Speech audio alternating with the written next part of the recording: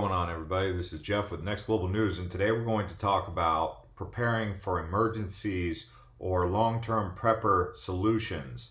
I do have a video on my other channel. If you haven't already checked out my other channel, it's called Urban J Reviews, where I went into details about some of the supplies that you can stock up on to prepare in the event that you want to get ahead of the curve.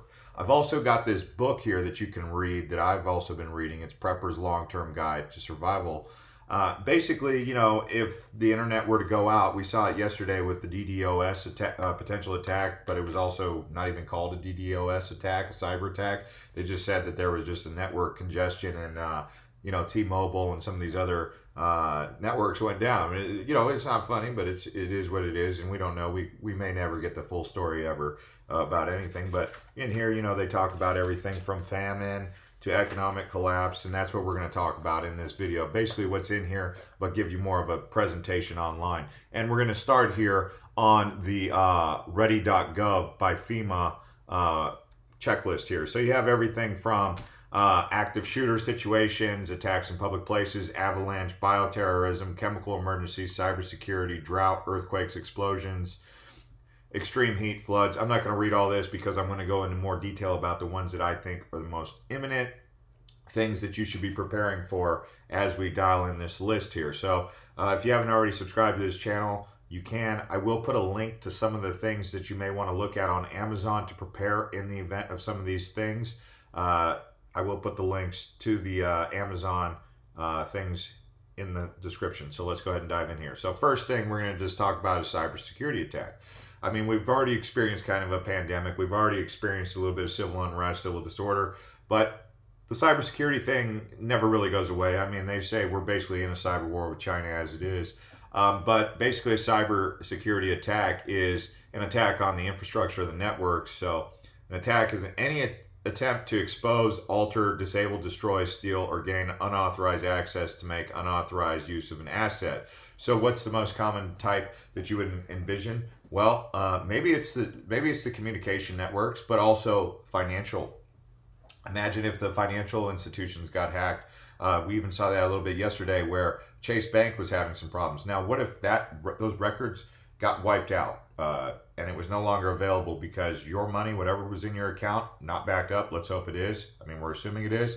But, cyber attacks can take many different forms, but cyber attacks can come in cyber terrorism, which are lone actors, or they can be state sponsored, and they can even be state sponsored that are made to look and appear like lone wolf attacks. So these are things that you have to keep in mind. There's different types of attacks. There's an active attack, a passive attack, inside attack. I mean, I can make a whole video on each one of these in detail, and if you guys want me to go into each one of these into detail, let me know in the comments. But the next one that I want you guys to prepare for is, or consider keeping in mind, is power outages. Even FEMA has made a recommendation to prepare for up to 6 months of power outages. In my opinion, 24 hours would be a long time, but if it were to extend to 72 hours, 96 hours, even beyond that, I mean, we're looking at possibly a zombie apocalypse, literally. We've already seen some of the crazy stuff with civil unrest, what can happen in the span of 24 hours. Just imagine 72 hours of no power in a grid. You would be looking at a lot of desperate people, because when a power outage goes out, you have to think about all of the things that are disrupted. A lot of people don't even realize this. When the power goes out, the power pumps that fuel the water supply. So if you're living in a hot place like Arizona that's a drought resistant, where are you going to get your water from? Where are you going to get your water from if the pumps go out on the water? So it's not just power, it's water, it's also supply chain disruptions. You can see disrupt communications, water and transportation. Okay, closed retail businesses, grocery stores, gas stations, ATM, banks, and services. So you're going to want to have cash on hand, aren't you, in the event of this? Cause food spoilage and water contamination. I mean, how are they going to purify the water? So you're going to want to have not just backup water supplies, but ability to purify the water so you can drink it, right? Potable water resources. Keep freezers and refrigerators closed. So one of the things you can do just on hand is having a backup solar supply. Like I have a Goal Zero that has a solar panel. Now that could only basically probably power maybe a couple devices, and maybe like a small refrigerator, right? But hey, it's a refrigerator, so, or a freezer, something like that.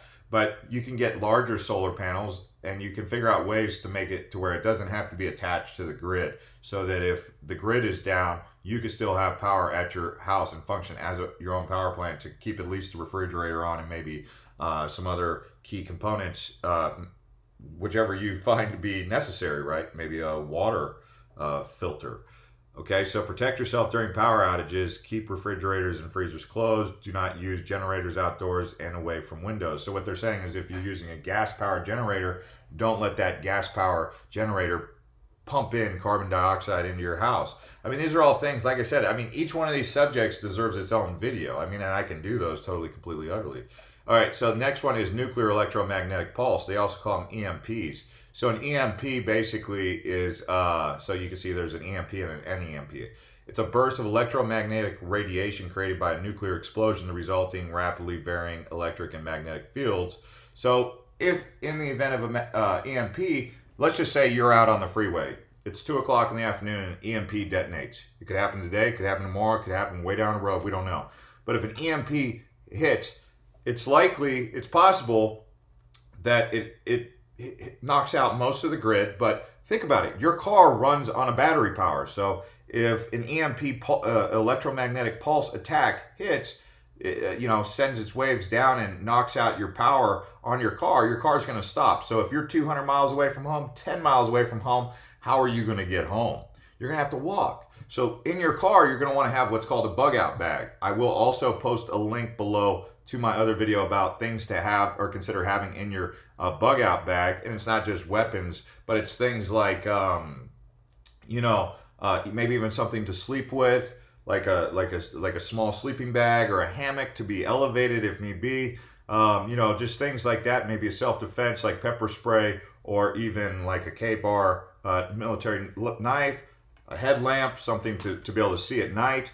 And comfortable sneakers, having a comfortable pair of sneakers in your car. Because what if you're wearing something like, let's just say you're wearing a business suit and you have to walk home 20 miles in business shoes? That's not going to work very good, because you're going to get some blisters and it's not going to be very good. But if you have a pair of Nikes in there that you can walk in, these are things that people take for granted that they don't really think about. That, yes, it is a tinfoil hat kind of idea, but hey, in the world we're living in today, I mean, is anything really tinfoil hat? I mean, we've seen some pretty crazy things. So when it comes to EMP, again, could make a whole nother video just about this, but if you want me to really focus on any one of these subjects in particular, you let me know and I'll really dial it in for you.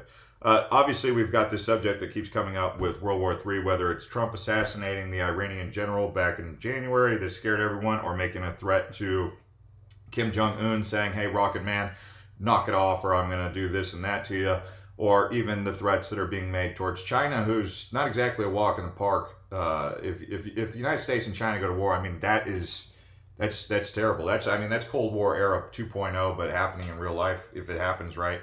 So World War III is a big deal, and what can you do to prepare for World War III? I mean, obviously you're going to sit there and you're going to say, well, I'm going to need to have small arms, I'm going to have heavy arms, I'm going to have backup ammunition supplies, I'm going to have food and rations and all that. So, I mean, World War III is a big subject. I mean, how that would take place would depend on what nations are involved and how vulnerable your location is. But one thing's for sure is you don't want to be complacent, caught with your pants down, thinking that you were immune from any sort of trouble, because that's crazy to think that.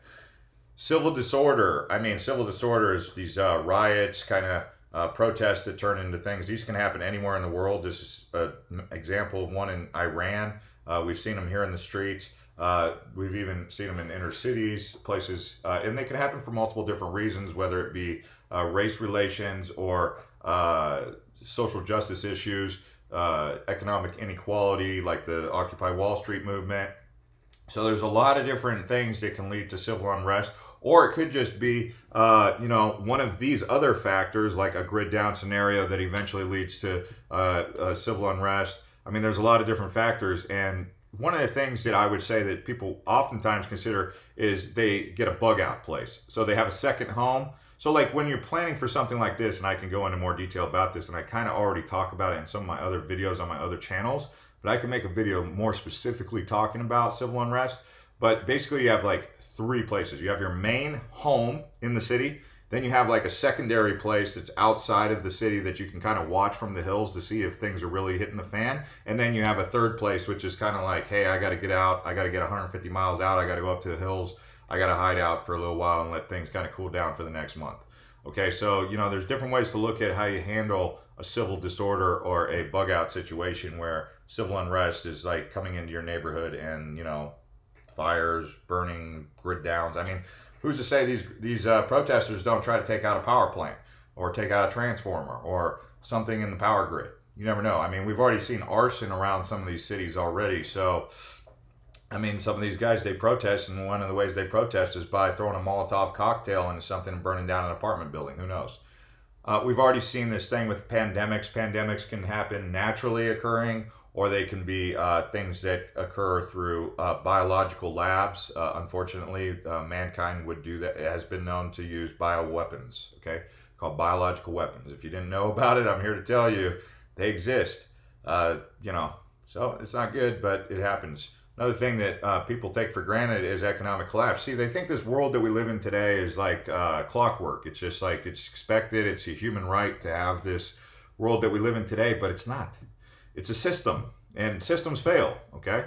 We hope they don't fail, but the economic system could fail, and if it does fail because it becomes imbalanced or out of balance or something like this, what are the backups to that? Some people believe they should invest in precious metals like gold and silver. Other people believe they should invest in things like Bitcoin or cryptocurrencies.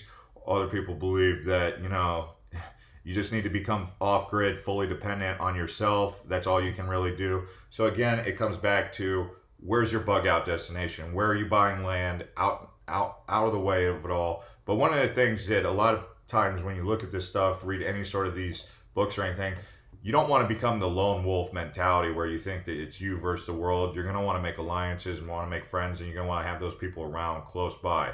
You don't want to be a one-man band or a one-man army or a one-family army, because you're going to need people that you can trust around you, because that's your greatest strength is other people.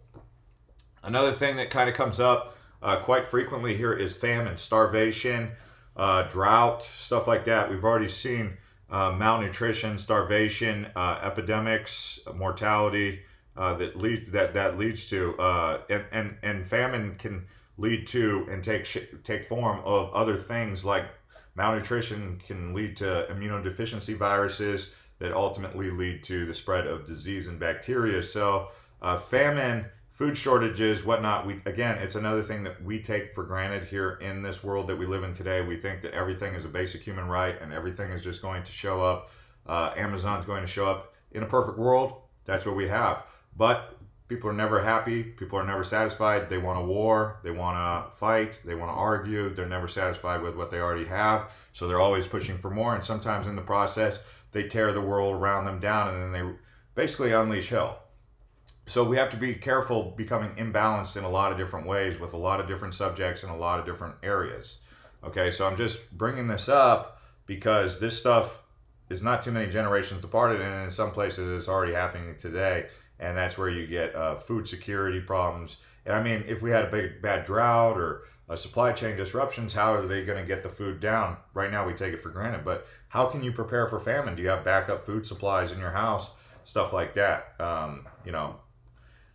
And then there's obviously the idea of natural disasters. I mean, we have the super volcano in Yosemite or Yellowstone. I mean, we have a few different circumstances that can happen. We obviously saw what happened with Hurricane Katrina. We've seen tsunamis in Southeast Asia, in Banda Aceh, Indonesia, and in Japan. And, we've heard about these super disasters, as you want to call them, super volcanoes, mega tsunamis. There's all types of different things that can take place, whether it be earthquakes or storms, volcanic eruptions, tornadoes, hurricanes. I mean, a Cat 5 could wipe out Miami if it really was a direct hit in some areas, or it could wipe out good portions of Florida in some areas. And we don't know the extent of what Mother Nature can really unleash its wrath if it ever does. But we've seen everything from meteorites and whatnot, and I mean, we can go into a lot more of these, but I wanted to touch on these ones right here. But another one that I think kind of goes under the radar that I wanted to just touch on is space weather. So people don't know about this space weather. We've talked about meteorites and asteroids and stuff, but space weather has things from solar flares, CME, coronal mass ejection, stuff like that. These are all things to keep an eye on that people really don't have an idea about. So I mean, the list goes on. You could see there's a whole bunch of different things, even wildfires. A wildfire we've seen in Los Angeles area and Malibu, forcing mass, there's so many different things to just be aware of. So how do you prepare? You've got to go through the plans. You've got to go through the steps. Unfortunately, there's a lot of things you have to prepare for, and I don't want to tie up too much of your time trying to make you a worrier. That's not the point. But obviously, in the world that we're living in today, there's been a lot of issues, and you're almost wondering what the hell is going on, right? Okay. So anyways, guys, thanks for crushing up the likes and subscribing to this channel. Let me know in the comments which one of these videos you want me to make more specifically, and I'll see you guys on the next